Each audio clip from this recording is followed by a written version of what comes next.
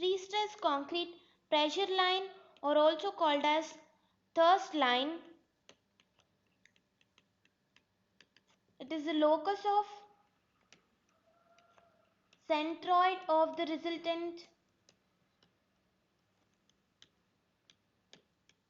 resultant stress block.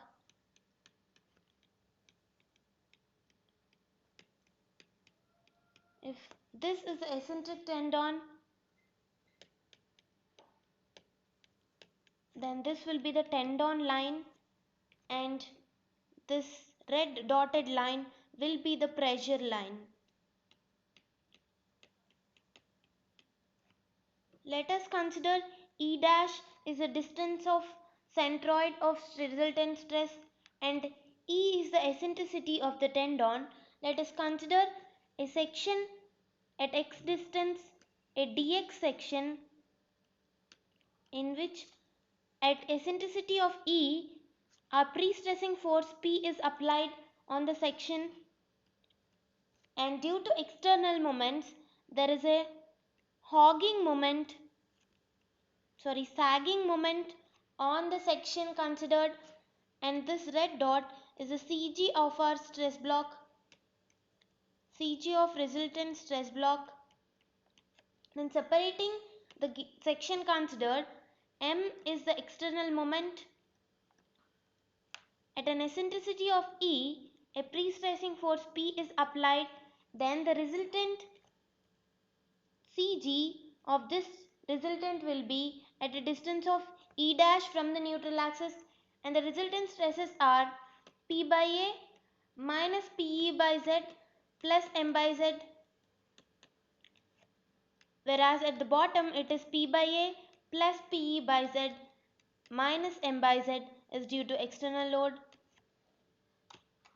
And if the resultant pre-stressing force is directly applied at E dash distance, that is at the CG of the resultant, then also the resultant CG will be at E dash distance only. Let us prove that if pre-stressing force is applied at the top, then this is equivalent to a pre-stressing force P applied here and a moment due to that is a sagging moment M due to that is P into E dash. So this creates a sagging moment in the beam. Top it is compression, bottom it is tension. Tension is negative, compression is positive. So here this is negative and positive. This is P into E dash by Z. This is P into E dash by Z. This is P by A, which is compression, so positive all over P by A. Then the resultant stresses will be P by A plus PE dash by Z, and here it is P by A minus PE dash by Z. Let us first prove if the centroid is CG of this is passing at a distance of E dash or not. Let us consider CG from bottom, that will be equal to area of this rectangle, that is P by A, into let us take this height as D, then into D into CG distance is D by 2 plus, due to the upper triangular portion, let us take its area is half into distance, this is D by 2, so it is PE dash by Z into D by 2 into CG distance till the bottom will be, due to this it is 2/3 of D by 2, that is D by 3, and this is again D by 2. So total sum will be D by 2 plus D by 3.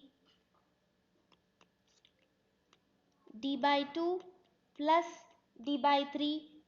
So it is D by 2 plus D by 3 minus half into, due to the bottom triangle it is PE dash by Z into D by 2 into its CG distances from the base, so it is 1/3 of D by 2 divided by area.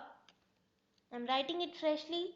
CG from bottom will be P by A into D into d by 2 due to the rectangular area, plus due to the upper triangle half into PE dash by Z into d by 2 is the area into CG distances d by 2 plus 2/3 of d by 2 minus due to the lower triangle half into PE dash by Z into d by 2 into CG distances 1/3 of d by 2 by total area is P by A into D plus due to the triangles it gets cancelled, so it is 0, 1 is positive and 1 is negative. All over PP gets cancelled and area, let us take it LCM, and 1D gets cancelled. 1D gets cancelled. Then area is B into D for the rectangle, and substituting D by 2 into 1 by B into D plus half into E dash by Z is BD square by 6 into 1 by 2 into again D as common, this is 1 by 2 plus 1 by 3 minus E dash by Z is BD square by 6 into 1 by 4 remained into D by 6 whole divided by 1 by area is B into D, that is equal to D by 2 BD gets cancelled plus E dash by 2 into 2 into 6 goes to the up into this value is 5 by 6 minus 1D gets cancelled and 1 BD gets cancelled. So it is E dash into again 1 by 4 into 1 by 6 whole divided by 1, which on simplifying will be D by 2 plus E bar. So from bottom it is at this distance is D by 2 plus E bar. So now equating this and this, that is P by A minus PE by Z plus M by Z is equal to P by A plus PE dash by Z. P by A gets cancelled, then PE dash by Z will be equal to M by Z minus PE by Z. Z gets cancelled and E dash will be equal to M by P minus E. So this is a formula to find pressure line location.